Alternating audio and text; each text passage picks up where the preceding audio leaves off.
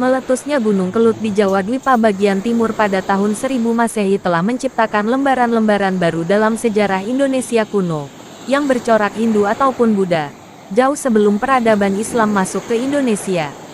Bahkan, istilah atau nama Indonesia itu sendiri baru ada berabad-abad kemudian, yaitu abad 19.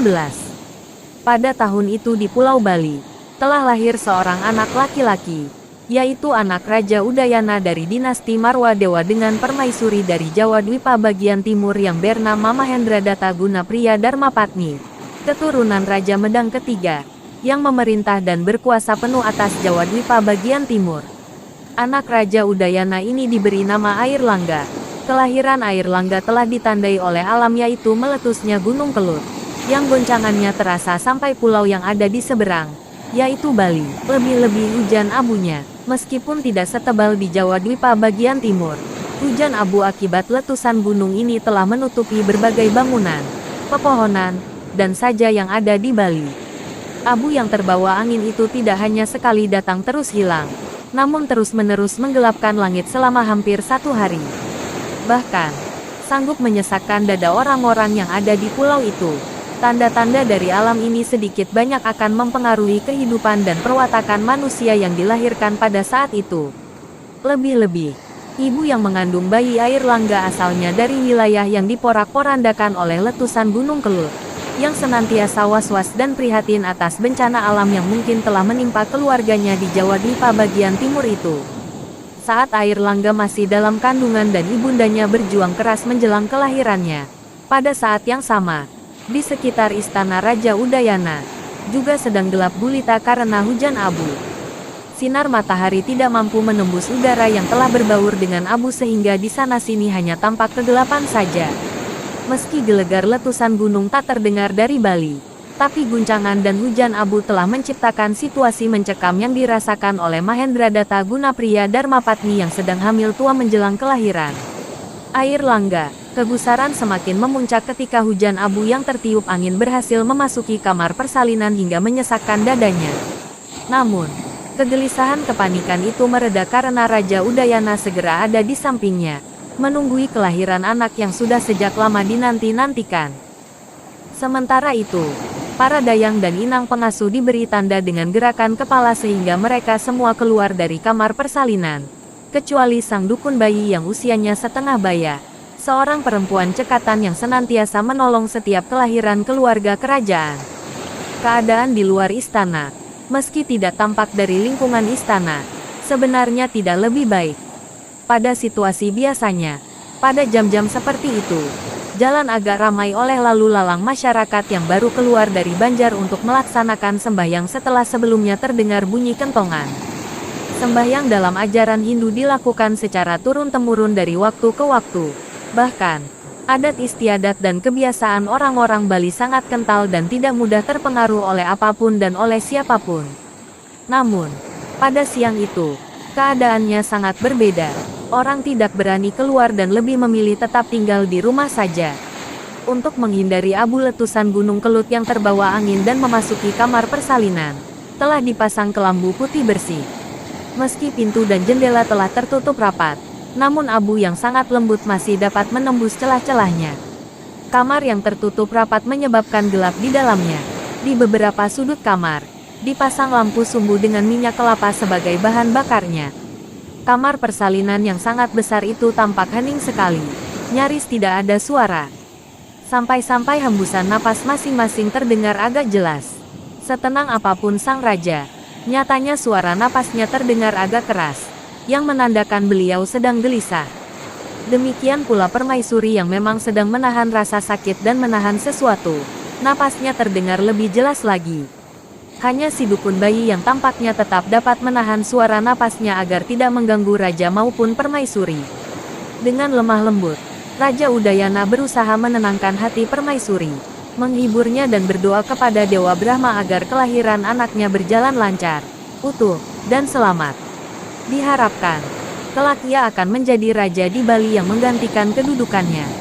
Permohonan dalam ritual yang dilakukannya setiap selesai menghadap para dewa, selain untuk keselamatan anak yang masih dalam kandungan, keselamatan permaisuri, juga keselamatan sanak famili yang ada di luar pulau, yaitu di Jawadwipa agar senantiasa dalam lindungan Dewa Wisnu. Kakanda akan senantiasa ada di dekatmu, melindungimu dan menjaga Adinda, kata sang raja sambil mengelus-elus perut buncit permaisuri yang sedang menggelinjang ke kiri dan ke kanan dengan menahan rasa sakit yang tak terhingga. Agak lama permaisuri tidak menjawab. Keadaan semakin sepi. Di benaknya sedang sibuk berpikir tentang kelahiran anaknya. Permaisuri berharap bahwa anaknya akan lahir dengan sempurna, tidak kurang suatu apa. Permaisuri berharap bahwa anak pertamanya ini seorang bayi laki-laki yang lucu, ganteng, dan akan menjadi seorang manusia yang perkasa, yang patuh pada orang tua, yang berguna bagi agama, bangsa, dan negaranya. Beliau akan mendidiknya dengan baik, akan menjaganya dengan penuh perhatian, akan berdoa terus memohon kepada dewa agar apa yang dicita-citakannya dapat terkabul. Namun, masih ada sesuatu yang mengganjal di hatinya. Ya, Kanda, Adinda tahu. Tetapi, kata-kata permaisuri tidak dapat diteruskan karena yang keluar dari mulutnya yang indah itu hanyalah rangan kesakitan. Bibirnya yang bawah digigit dengan keras dan sedikit berdarah. Sang raja segera menghentikannya. Kemudian jawabnya agak gugup, dan mencoba mengerti apa yang dimaksudkan permaisuri. Ya, mudah-mudahan keluarga kita yang ada di seberang tetap dalam lindungan para dewa. Bujuk rayu sang raja tidak dirasakannya. Atau, barangkali tidak terasa karena masih ada rasa sakit yang lebih sangat, yang mengalahkan perihnya bibir yang mengeluarkan darah itu. Dengan keadaan ini, wajah permaisuri tampak semakin cantik karena mulai dihiasi butir-butir keringat di mukanya yang pucat sehingga wajahnya semakin putih. Kemudian di sela-sela rangan, permaisuri berusaha melanjutkan kata-katanya. Bukan hanya itu, Kanda, sergah permaisuri kemudian. Namun juga tidak dapat diteruskan karena rasa sakit semakin mendekati puncaknya. Lalu apalagi, Adindaku yang cantik, yang senantiasa bersinar-sinar bagai cahaya bulan purnama, kata Raja Udayana sambil mengelus-elus wajah cantik yang ada di dekatnya itu. Sekali-sekali, Raja juga menyeka keringat di wajah permaisuri. Anak kita yang akan lahir ini. Kata-kata permaisuri disertai isak tangis yang tak terbendung. Kedua tangannya yang lentik sedang kebingungan membagi waktu antara memegang perutnya yang sakit dan menutup mukanya yang cantik. Kenapa dengan anak kita yang akan lahir ini? Adakah sesuatu yang aneh? Kenapa Adinda berkata demikian? Tanya Raja Udayana penuh keheranan. Dalam hatinya, timbul berbagai pertanyaan yang tidak ada jawabnya. Kenapa permaisuri justru mengkhawatirkan sesuatu tentang anak yang masih dalam kandungannya? Apakah ada keanehan yang dirasakannya? Apa mungkin ia akan lahir sungsang, lahir cacat, atau ada masalah lain yang belum diketahui? Kalau memang ada keganjilan, kenapa sang dukun bayi tidak mengatakannya? Kenapa? Ada apa sebenarnya? Memang bayi yang sedang dikandung permaisuri tidak sebagaimana bayi yang lain, yang biasanya berada dalam perut ibunya selama 9 bulan 10 hari. Bayi dalam kandungan permaisuri sudah berumur 14 bulan. Permaisuri baru merasakan sakit yang menandai akan lahirnya jabang bayi baru 2 hari terakhir ini, yang menurut sang dukun bayi, memang sudah saatnya melahirkan. Dulu, ketika usia kandungannya 9 bulan lebih sedikit, sebenarnya sudah dipersiapkan segala sesuatunya untuk menyambut kelahiran sang bayi, yang ternyata tidak lahir saat itu. Bahkan tanda-tandanya sama sekali belum ada. 9 bulan habis menginjak 10 bulan. Tanda-tanda kelahiran sama sekali belum ada. Semua gelisah resah. Apa yang mereka tunggu-tunggu belum juga tiba saatnya. Berbagai ritual telah dilaksanakan. Namun sampai usia kandungan sudah mencapai 12 bulan atau 1 tahun, bayi belum juga lahir. Bahkan tanda-tandanya pun sama sekali belum ada. Raja dan permaisuri juga semua keluarga kerajaan sangat prihatin menerima kenyataan itu. Berbagai upaya telah dilakukan namun hasilnya belum sesuai yang diharapkan. Sampai usia kandungan mencapai 14 bulan. Kini setelah ada tanda-tanda bahwa permaisuri akan melahirkan, dan semua persiapan sudah matang, kenapa? Ada sesuatu yang sangat ditakutkan oleh permaisuri, sampai membuat Raja Udayana menjadi bingung dan bertanya-tanya. Sebenarnya ada apa dengan kelahiran putranya? Kelahiran yang sangat diharapkan kelancarannya. Sang raja semakin tidak mengerti ketika permaisuri meledak-ledak tangisnya. Semua menjadi bingung. Dayang-dayang yang ada di luar kamar juga sangat kebingungan. Mau masuk tidak berani, mau tetap berdiri di luar kamar merasa salah. Jadinya ya hanya mondar-mandir ke sana kemari dengan berjingkat, takut menimbulkan suara yang tidak diinginkan. Lebih-lebih lagi, sang dukun bayi yang sama sekali tidak paham akan maksud permaisuri. Kandungan dan bayinya wajar dan biasa saja, meski usia kandungannya tidak biasa. Tetapi, kenapa permaisuri mengatakan demikian? Mengkhawatirkan anak yang masih dalam kandungannya. Apa yang dikhawatirkan? Padahal, permaisuri akan mendapatkan pertolongan persalinan dari dukun bayi paling hebat di Bali. Selain berpengalaman, juga hanya khusus menolong persalinan keluarga kerajaan. Bukan sembarang orang yang ditanganinya. Ia akan memberikan pelayanan yang paling baik untuk permaisuri. Masalah lamanya usia bayi dalam kandungan sampai 14 bulan hanya Hyang Mohowidi yang mengetahui rahasianya. Namun kondisi kandungan biasa-biasa saja dan bayinya sehat-sehat saja. Ibunya juga baik-baik saja. Meskipun seumur hidup dan pengalamannya menolong persalinan keluarga kerajaan, sang dukun bayi belum pernah menolong bayi yang berada dalam kandungan selama itu, namun pengalamannya dapat diandalkan. Dan pengetahuannya sangat meyakinkan sehingga ia yakin bahwa persalinan nantinya akan berjalan lancar-lancar saja. Sang dukun bayi termangu tak mengerti. Memang, menolong persalinan permaisuri Mahendradatta baru akan dilaksanakan sekali ini. Namun, pengalamannya sudah cukup banyak dan dia benar-benar dapat diandalkan. Untuk menjadi dukun bayi keluarga raja, bukan sesuatu yang mudah. Bahkan diperlukan persaingan yang tidak gampang. Dan, itu telah dilakukannya dengan jujur dan baik. Lebih dari itu, yang ada dalam benak dan pikirannya hanyalah memberikan pelayanan terbaik. Bahkan dengan mencurahkan segenap kemampuannya. Ia juga selalu menjaga penampilan, tingkah laku, tutur bahasa, dan sopan santun yang wajar bagi seorang hamba sahaya. Memang, beberapa saat yang lalu sebelum ia dipanggil yang kesekian kalinya, akhir-akhir ini sang dukun bayi bermimpi melihat sinar kebiruan di perut permaisuri. Tapi itu pertanda kebaikan, bukan keburukan. Artinya, bahwa bayi yang dikandung permaisuri bukan bayi sebagaimana layaknya bayi manusia biasa. Ia benar-benar akan membawa kebaikan atau pertanda kebaikan. Hal ini memang sengaja tidak diceritakan kepada siapapun karena takut dianggap mengada-ada. Sang dukun sangat menyadari kedudukannya yang tak berarti bagi orang lain. Meskipun sebenarnya kedudukan sebagai seorang dukun bayi keluarga raja diminati oleh banyak orang di desanya. Bahkan kedudukan itu telah menempatkannya pada posisi yang dihormati umum, kedudukan yang membuatnya terpandang. Ia sangat bangga dengan pekerjaan yang digelutinya itu. Sementara itu, Raja Udayana hanya berdiam diri saja. Raut mukanya jelas berpikir keras tentang sesuatu yang sangat berat dan belum ada pemecahan atau jawaban yang memuaskan. Kemudian, tiba-tiba muncul rasa takut yang amat sangat, meski tidak tahu apa yang harus ditakutkan. Terlebih ketika mencermati wajah permaisuri yang semakin memucat, seperti melihat sesuatu yang sangat menakutkan di depannya.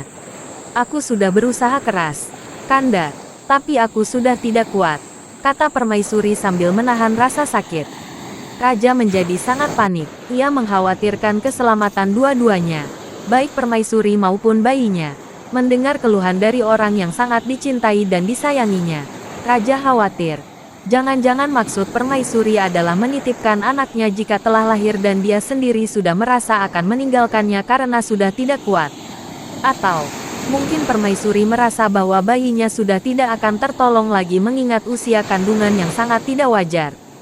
Sang raja segera melakukan introspeksi, mawas diri.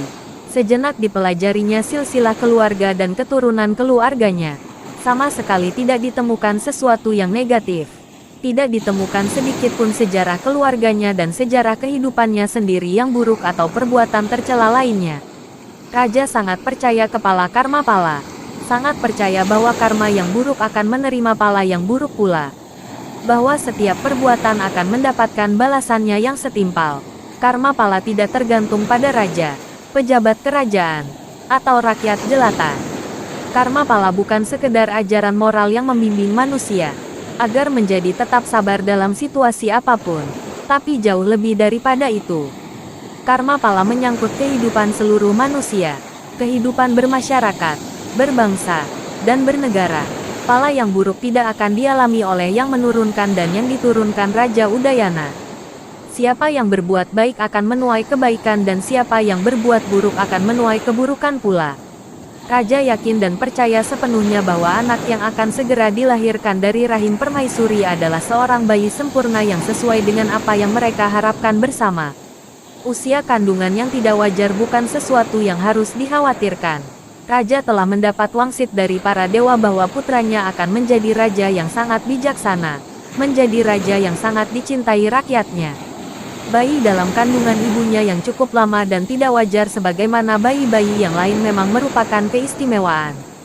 Kalau bayi dalam kandungan permaisuri wajar sebagaimana bayi yang lain, artinya tidak ada keistimewaan dan tidak ada hal-hal yang menonjol, yang membedakannya dengan yang lain. Keistimewaan ini telah dipercaya bahwa putranya memang akan menjadi seorang pemimpin, yang memang harus berbeda dengan orang kebanyakan. 1001 pun belum tentu ada. Keadaan istimewa yang sangat langka ini telah diterima Raja Udayana sebagai anugerah dari Sang Pencipta bagi kelebihan-kelebihan putranya yang tidak dimiliki oleh yang lain. Tapi, kenapa permaisuri berkata demikian? Mengkhawatirkan keselamatan dirinya sendiri atau anak yang akan segera dilahirkannya? Raja tetap tidak mengerti, tidak tahu, dan belum memperoleh jawabnya. Mau rasanya sang raja menangis. Tapi ia seorang raja yang tentu saja sangat tidak pantas untuk menangis. Sang meski hanya di hadapan permaisuri. Tapi, masih ada dukun bayi dan masih banyak dayang-dayang di luar sana. Tangis seorang raja sangat berpengaruh besar terhadap penurunan kewibawaan juga keperkasaannya. Pasti akan tersiar kabar tidak menggembirakan di antara mereka. Semula hanya tersiar di lingkungan istana saja. Tapi nanti dari mulut ke mulut akan sampai juga kepada rakyat Bali bahwa ternyata rajanya seorang yang cengeng. Alangkah malunya, lebih celaka lagi jika raja akan kehilangan kepercayaan dari rakyatnya. Atau, paling tidak sudah tidak berwibawa lagi di depan para punggawa kerajaan dan seluruh rakyatnya. Raja tidak mau ada pergunjingan negatif atas diri dan keluarganya.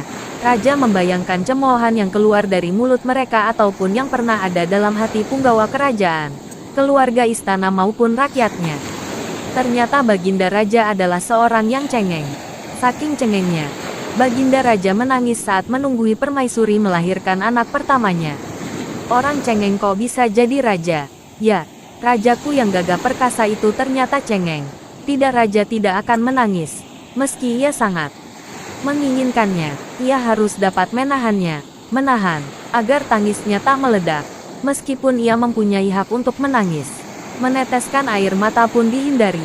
Ia harus tampak tegar, ia harus dapat menghadapi apa saja yang bakal terjadi dengan tenang. Ketenangan orang nomor satu di Bali. Orang yang bertanggung jawab terhadap kehidupan seluruh rakyatnya. Raja ingin semadi, meminta petunjuk dari para dewa apa yang sebenarnya akan terjadi dan kekhawatiran seperti apa yang menghantui pikiran permaisuri sehingga harus mengeluarkan keluhan-keluhan tentang anaknya yang bakal lahir. Meski ia seorang raja yang berkuasa penuh atas wilayah yang luas dan mempunyai tanggung jawab yang besar, namun dia adalah manusia yang akan mempunyai anak. Ia sudah banyak melakukan semadi, sudah sering sesaji, dan selalu berdoa memohon kepada para dewa untuk kebaikan anaknya kelak, serta kebaikan keluarga dan semua rakyatnya. Anak yang diharapkan akan menjadi putra mahkota yang akan menggantikannya nanti. Anak yang diharapkan menjadi seorang raja yang bijaksana, berbudi bawa leksana, berpengaruh besar dan mampu menyejahterakan seluruh rakyatnya. Seorang raja yang akan menjadi panutan dan menjadi buah bibir tentang keberhasilannya. Buah bibir dan legenda yang terjadi secara turun-temurun karena kehebatan dan kebaikan serta kepemimpinan yang sangat patut sebagai teladan siapapun. Raja tidak juga beranjak dari samping permaisuri. Pada saat-saat yang sangat menegangkan ini, ia tidak mau meninggalkannya. Bukan tidak percaya kepada sang dukun bayi dan para dayang. Ia lebih memilih di dekat orang.